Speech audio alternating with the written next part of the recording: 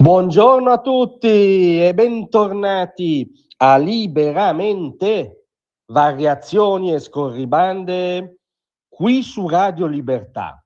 Allora, stamattina trovo istruttivo un esercizio di rassegna stampa post-datata. Ci riferiamo grosso modo al periodo, diciamo, a cavallo tra il 2024 e il 2025, quando il fronte del centro-sinistra, il campo largo, il camposanto, il campo Propal, chiamatelo come volete, era molto loquace, esternava parecchio sui guasti o presunti guasti o quelli che venivano venduti come guasti sulla linea ferroviaria dell'alta velocità, facendone un tema di polemica anche parlamentare. Usava ad esempio il tasto della intelligente ironia Elly Schlein, la segretaria del PD. Volete forse accusare le opposizioni anche di questi guasti? O magari le famiglie Arcobaleno, gli intellettuali, Peppa Pig, grandi risate e strizzate d'occhio nei banchi piddini.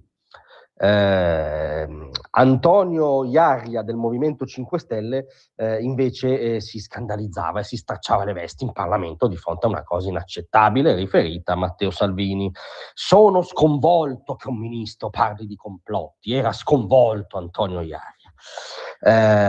Svettava poi ovviamente Matteo Renzi, che polemizzava direttamente con Salvini, tuonando: con lei i treni partono in anticipo, arrivano in ritardo. Le chiedo se è riuscito a trovare il colpevole e se si ritiene incapace o sfortunato.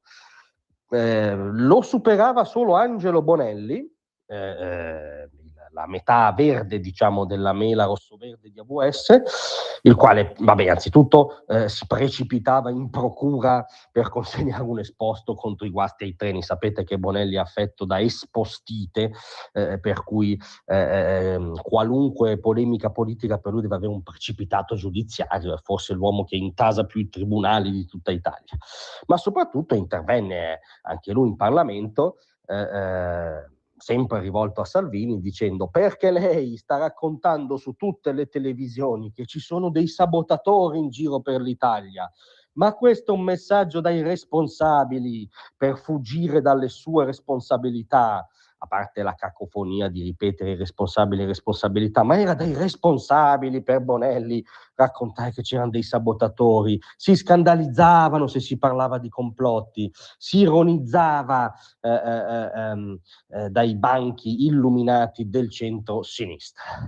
Ebbene, circa 17 mesi dopo, un'operazione della Digos ha fatto scattare le manette per 7 attivisti di una cellula anarchica, accusati di una serie di attentati all'alta velocità, alla linea dell'alta velocità, tra cui quelli che erano oggetto dei frizzi, dei lazzi, delle richieste addirittura di dimissioni del centro-sinistra, tra cui svetta l'attentato del 14 febbraio alla linea dell'alta velocità Roma-Firenze, e tutta una serie di operazioni che si inserivano anche nella strategia per alzare la tensione sul caso Cospito, l'anarchico detenuto al 41 bis, per attacco alla linea ferroviaria tra Pesaro e Bologna, sabotaggi ad Ancona, sabotaggi a Firenze, esattamente quello che in quei giorni ventilava il ministro Salvini, che evidentemente aveva delle informazioni, dei dati, dei riscontri, non è che si voleva suicidare nel dibattito pubblico, no?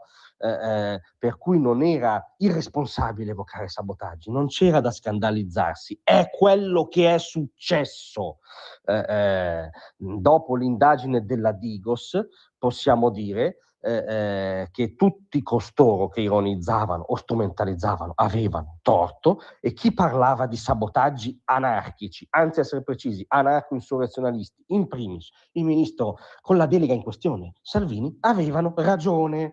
E visto che allora la moda principale era chiudere queste intemerate con le richieste di scuse, cioè di scuse da parte del ministro Salvini o del governo, per cui degli anarco-insurrezionalisti facevano degli atti di sabotaggio. Ebbene, ora tutti costoro che ho ricordato, tutto il mainstream politico editoriale che è andato a ruota, sollazzandosi con l'inverosimiglianza assoluta del fatto che ci fossero sabotaggi, il solito trucco della destra, e grasse risate, tutti costoro sì dovrebbero riprendere quelle richieste e rigirarsele allo specchio e chiederci una buona volta scusa.